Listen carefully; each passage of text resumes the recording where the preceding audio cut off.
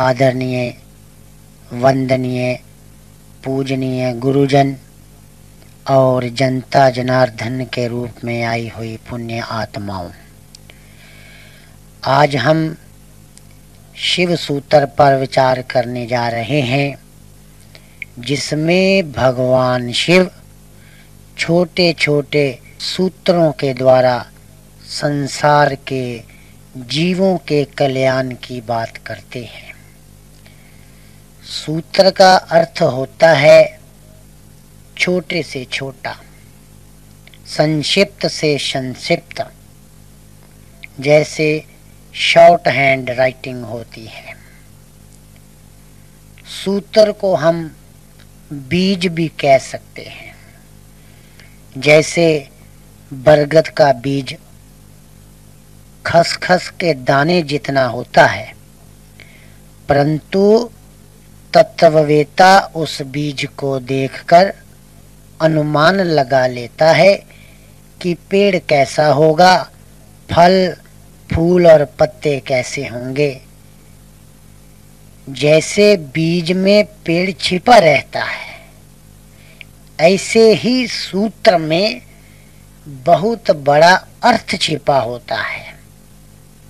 तो प्यारे बंधुगण, शिव सूत्र जिसमें भगवान शिव आत्मा का गुप्त संदेश देते हैं, तो आज हम शिव सूत्र के द्वारा ब्रह्म ज्ञान, आत्म ज्ञान को समझते हुए आज के सत्संग का आनंद लेंगे। तो सर्वप्रथम भगवान शिव की आराधना करते हुए आज हम शिव सूत्र का आरंभ करेंगे। ओम नमः श्री शंभवे स्व आत्मानंद प्रकाश वापुषे। सबसे पहले हम भगवान शंकर को नमस्कार करते हैं, जिनका शरीर ही प्रकाश स्वरूप है। ऐसे भगवान शिव को नमस्कार करते हुए शिव सूत्र आरंभ करेंगे। प्रथम सूत्र में भगवान शिव कहते हैं, चैतन्य मां आत्मा, अर्थात चैतन्य ही आत्मा है।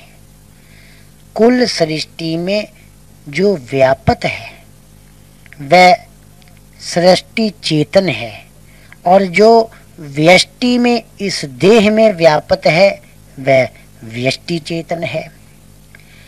समष्टि चेतन ब्रह्म है और व्यष्टि चेतन आत्मा है, जो ब्रह्म का अंश है। संपूर्ण संसार में ऋषियों ने 24 तत्वों को प्रकृति कहा, जिसके अंतर्गत 5 महाभूत, 5 सूक्ष्म तन्मात्राएं, 5 कर्मेंद्रियां, 5 ज्ञानेंद्रियां और चतुष्टय अंतःकरण मिलाकर 24 तत्व हुए, जो सभी जड़ माने गए हैं। इनमें से एक 25वां तत्व है, जिसे चेतन कहते हैं, जो सभी 24 तत्वों को कार्यशील करता है, और वह तत्व निराकार है, विभु है, व्यापक है।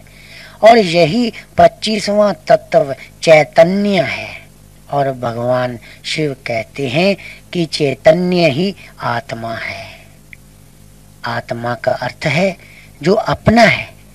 अब प्रश्न ये उठता है कि अपना क्या है? ये घर, परिवार, जमीन, जायदाद, पुत्र, पत्नी, सगे संबंधी, क्या ये अपने हैं? नहीं, ये सब छूट जाते हैं। और तो और ये शरीर भी अपना नहीं है, ये भी छूट जाता है, नष्ट हो जाता है। यहाँ तक कि मन जो अति इंद्रिय है वह भी अपना नहीं है। सुषुप्ति में, बेहोशी में वह भी छूट जाता है। परंतु जो हमारा अपना आपा है, जो हमारा अपना स्वरूप है, वह किसी भी काल में, किसी भी अवस्था में हमारा साथ नहीं छोड़ता। जिसके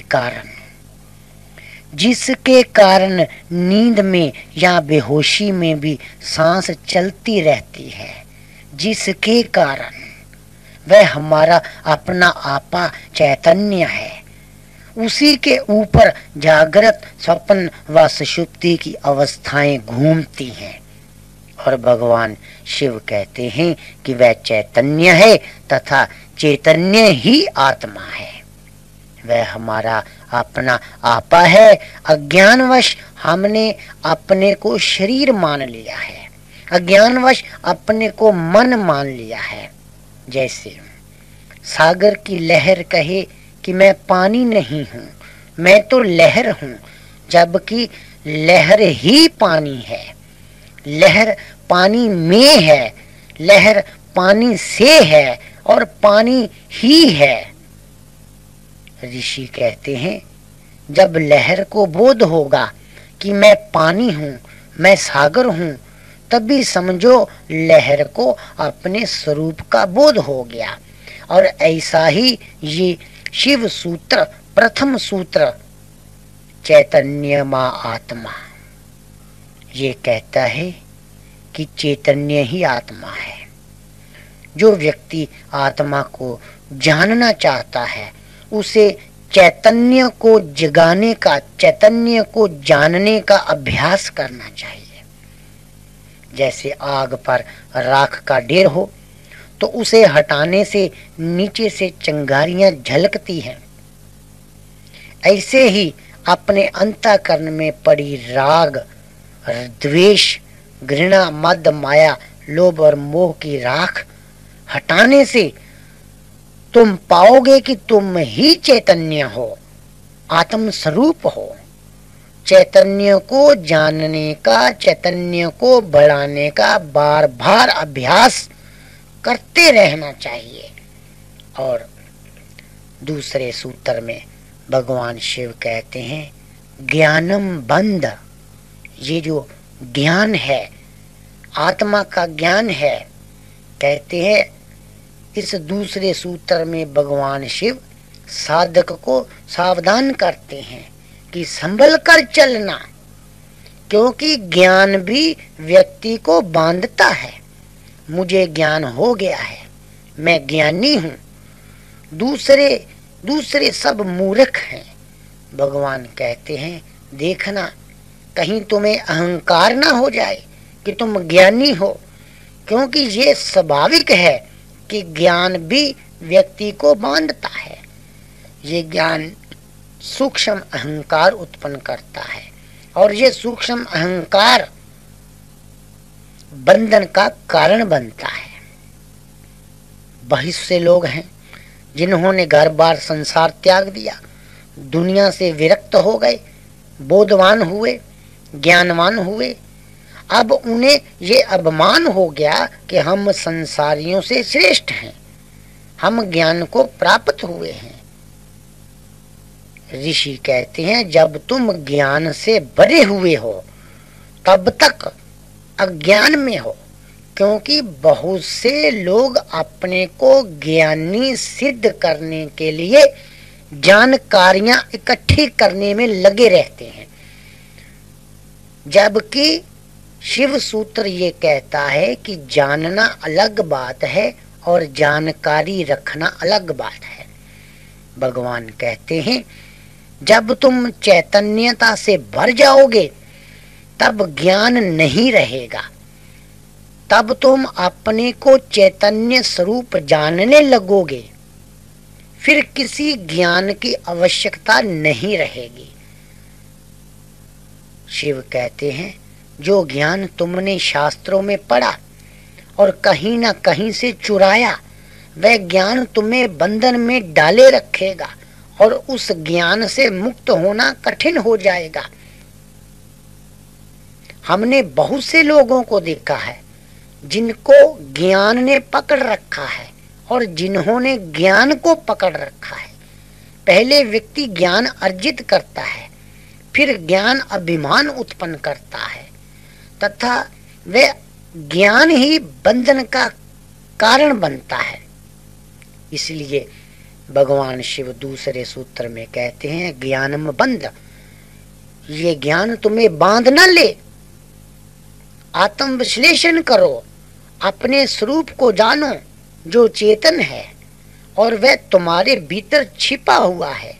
वह तुम्हारा अपना स्वरूप है, अपना आपा है, और उसी तक पहुंचने के लिए ही भक्ति है, दान है, ज्ञान है, योग है, जप है, पूजा है, अर्चना है। ये सारे उपक्रम उसी तक पहुंचने के लिए की जाते हैं। ऋषि कहते हैं रास्ते में मत रुकना, तुम्हारा लक्ष्य चैतन्य है जो आत्मा है। रास्ते में ज्ञान के अहंकार से बंध मत जाना, क्योंकि ज्ञान का बंधन बड़ा सूक्ष्म बंधन होता है। और तीसरे मंत्र में भगवान शिव कहते हैं योनि वर्ग कला शरीरम, अर्थात प्रकृति योनि है, कला कर्ता भाव है। अर्थात जैसा तुम्हारा भाव होगा, जैसी मन की वृत्ति होगी, जैसे तुम्हारे विचार होंगे, प्रकृति वैसा ही तुम्हारा शरीर निर्मित करती चली जाएगी। और गुरुजन भी कहते हैं कि अंत मत सो गता, जैसे तुम्हारी अंत समय मति होगी वैसी ही गति होगी। वास्तव में इंसान का शरीर एक अजीब तरह का यंत्र है। व्यक्ति जो भी विचार करता है वह शीघ्र ही उसके अंतःकरण में घुसकर वैसी ही छाप लगा देता है। उसका नेगेटिव उसके अंतःकरण में छप जाता है और फिर उसी तरह का जीवन धीरे धीरे बनने लगता है। ऋषि कहते हैं तुम्हारे अंदर कर्ता का भाव होने पर प्रकृति तुम्हें उसी प्रकार का शरीर, उसी प्रकार का जीवन देती चली जाएगी। इसलिए बार बार जन्म व मरण का चक्कर बना रहेगा। और इस झंझट से बचने के लिए भगवान शिव कहते हैं विषयों की आसक्ति को छोड़ना होगा, कर्ता भाव को छोड़ना होगा। जब तक अपने आप को कर्ता मानकर चलोगे तो योनि वर्ग कला शरीरम इस सूत्र में बंधे रहोगे। रात को नींद हमारी मर्जी से नहीं आती, सुबह जाग हमारी मर्जी से नहीं खुलती, भूख हमारी मर्जी से नहीं लगती, सो जाने पर स्वप्न हमारी मर्जी से नहीं आते, और नींद हमारी मर्जी से नहीं आती। जब हम सो जाते हैं तब दिल हमारी मर्जी से नहीं धड़क रहा होता। बेहोशी में भी नाड़ियों में खून दौड़ रहा होता है। क्या वह हमारी मर्जी से दौड़ रहा होता है? ये चांद, सितारे, नक्षत्र क्या हमारी मर्जी से चल रहे हैं? वास्तव में हमारी मर्जी से कुछ भी नहीं हो रहा। इन सब का नियंता कोई और है। और ऋषि कहते हैं जब हमारी मर्जी से कुछ हो ही नहीं रहा तो कर्ता भाव को त्याग देना चाहिए। और कर्ता भाव को त्यागने पर तुम इस झंझट से छूट जाओगे। भगवान कहते हैं अगर तुम स्वर्ग की कामना करोगे तो देवता हो जाओगे, अगर भोगों की, विषयों की कामना करोगे पुनः शरीर में लौट आओगे, मुक्ति नहीं होगी। शिव कहते हैं योनि वर्ग कला शरीर, तुम्हारा कर्ता भाव बीज बनेगा जिससे प्रकृति पुनः शरीरों का निर्माण करती है। इस चक्कर से बचने के लिए भगवान शिव संकेत देते हैं योनि वर्ग कला शरीर, कर्ता भाव को, मैं भाव को त्याग दो तो तुम्हारा निश्चय ही कल्याण होएगा। उद्यमो भैरव, इस चौथे सूत्र में भगवान शिव कहते हैं कि वह ब्रह्म भैरव है। भैरव के 3 अक्षर भ, र और व, अर्थात भ से भरन, र से रमन और व से वमन। ये 3 गुण ब्रह्म के हैं, अर्थात धारण करना, फैलाना और संहार करना, उत्पत्ति, स्थिति और विलय, ये 3 गुण ब्रह्म के हैं। भगवान शिव कहते हैं ब्रह्म भैरव है। यहाँ पर शिव विशेष रूप से संकेत देते हैं कि इस ब्रह्म को जानने का एकमात्र साधन है उद्यम अर्थात पुरुषार्थ। जो लोग आलसी हैं, दरिद्री हैं, निकम्मे हैं, वह इस ब्रह्म को नहीं जान सकते। वास्तव में समष्टि को धारण करने वाला समष्टि चेतन है तथा व्यष्टि को धारण करने वाला व्यष्टि चेतन है। दोनों में कोई भेद नहीं है। शिव कहते हैं उद्यमो भैरव, अर्थात जब तुम उद्यम पुरुषार्थ चेष्टा करोगे तब तुम भैरव होने लगोगे। तुम स्वयं को देह मानकर जी रहे हो जबकि तुम ब्रह्म स्वरूप हो। अभी तक तुम अपने को कर्ता और भोक्ता मानकर देह के अभ्यास में जी रहे थे, अपने को जन्मने और मरने वाला मानकर जी रहे थे। जब तुम उद्यम करोगे, यहाँ उद्यम का अर्थ है चेष्टा, पुरुषार्थ, जिसके द्वारा तुम्हें अपने स्वरूप का बोध हो जाए, सत्संग, कीर्तन, मनन, चिंतन, शास्त्रों का अध्ययन, संतों की शरण, योग, यम, नियम, आसन, प्राणायाम, प्रत्याहार, धारणा, ध्यान, ये सब उद्यम है और यही वास्तविक उद्यम है जिसके फलस्वरूप तुम अपने को भैरव अर्थात ब्रह्म जानने लगोगे। भगवान कहते हैं ऐसा कभी नहीं हो सकता कि तुम बैठे बिठाए ही ब्रह्म हो जाओ, बिना पुरुषार्थ के, बिना चेष्टा के, बिना मेहनत के। ऐसा होना असंभव है। इसलिए दृढ़ संकल्प के साथ आलस को त्याग कर बार बार अभ्यास करते रहना चाहिए। इस सूत्र का मुख्य उद्देश्य है कि जीव ब्रह्म स्वरूप है, परंतु उसे अपने स्वरूप को जानने के लिए पुरुषार्थ करना पड़ेगा, उद्यम करना पड़ेगा। शक्ति चक्र संधाने विश्व संहार, इस 5वें सूत्र में भगवान शिव बड़ी पते की बात कहते हैं कि जब तक तुम पूर्ण रूप से अपनी शक्ति नहीं लगाओगे, पूर्ण रूप से, तब तक तुम्हें लक्ष्य की प्राप्ति नहीं होगी। जैसा कि पहले सूत्रों में बताया कि चेतन ही आत्मा है तथा इस आत्मा का ज्ञान हो जाने पर अभिमान नहीं करना चाहिए और आत्मा को जानने के लिए उद्यम करते रहना चाहिए। परंतु भगवान यहाँ कहते हैं उद्यम करने के लिए तुम्हें पूरी शक्ति लगानी चाहिए, अर्थात शक्ति चक्र संधाने विश्व संहार। शिव कहते हैं जब साधक पूरी शक्ति के साथ उद्यम करता है तब अपने स्वरूप चैतन्य को जानकर अपने लक्ष्य को प्राप्त कर लेता है। तब विश्व का संहार हो जाता है।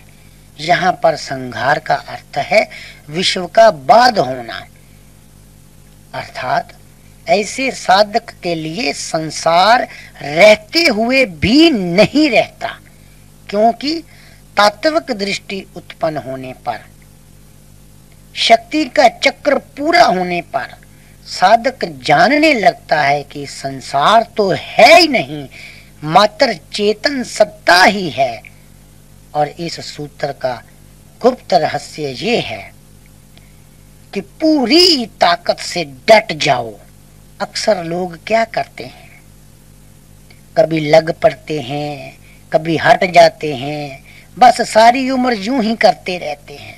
शिव कहते हैं तुम्हें पूरी शक्ति लगानी पड़ेगी, तभी तुम चैतन्य को पा पाओगे, उस तक पहुंच पाओगे। जागृत, स्वपन, सुषुप्त, भेदे तुर्य भोग संबित, इस 6ठे सूत्र में शिव जीव की 3 अवस्थाएं, जागृत, स्वप्न और सुषुप्ति के बारे में बताते हुए कहते हैं कि जागृत, स्वप्न, सुषुप्ति जिसके ऊपर घूमती हैं, जिसके ऊपर, वह चौथी अवस्था है जिसे तुरीय कहते हैं। जैसे माला के मन के धागे के ऊपर घूमते हैं, मन के दिखते हैं, धागा नहीं दिखता। इसी प्रकार भगवान शिव कहते हैं जागृत, स्वप्न व सुषुप्ति दिखती है, तुरीय नहीं दिखता, जिसके ऊपर ये सब घूमते हैं। हर समय व्यक्ति चैतन्य की जागृति में रहे, अर्थात जागृत में भी जागृति, नींद व स्वप्न में भी जागृति, अर्थात हर वक्त स्वयं को चैतन्य स्वरूप जानते हुए जीना। जो व्यक्ति इस अवस्था में पहुंच जाता है वह वास्तव में तुरीय अवस्था में प्रवेश कर जाता है। प्रत्येक व्यक्ति के अंदर एक तत्व है चैतन्य, जो जागृत, स्वप्न और सुषुप्ति की यात्रा करता है। जब व्यक्ति जागता है तब वह अपने को देह मानकर जीता है। जब नींद में स्वप्न देखता है तो स्वप्न में इतना खो जाता है कि स्वप्न के साथ एक हो जाता है, और गहरी नींद सुषुप्ति में होश नहीं रहता। परंतु वह चौथा तत्व तुरीय वहां भी प्राण को गति दे रहा होता है। बेहोशी में भी हृदय गति चल रही होती है, रक्त नाड़ियों में दौड़ रहा होता है, पाचन क्रिया अपना काम कर रही होती है। भगवान शिव कहते हैं जब तुम इस चौथे को जान जाओगे तब तुम जागृत, स्वप्न, सुषुप्ति इन तीनों से बाहर हो जाओगे। अभी तक तुम इन तीनों में घुसे हुए हो और इन तीनों से इतना घुल मिल जाते हो कि तुम्हें अपनी अर्थात चैतन्य की, अर्थात उस चौथे तुरीय की पहचान नहीं रहती।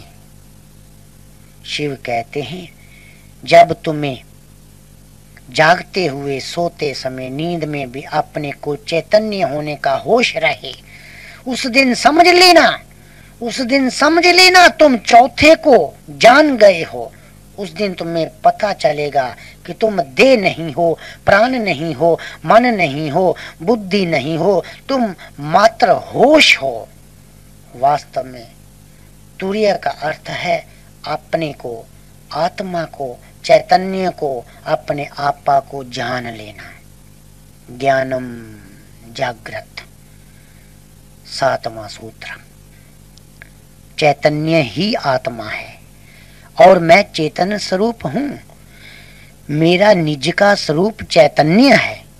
मैं देह नहीं हूँ, मैं प्राण नहीं हूँ, मैं मन नहीं हूँ, मैं बुद्धि नहीं हूँ, मैं इन सब से अलग चैतन्य स्वरूप हूँ।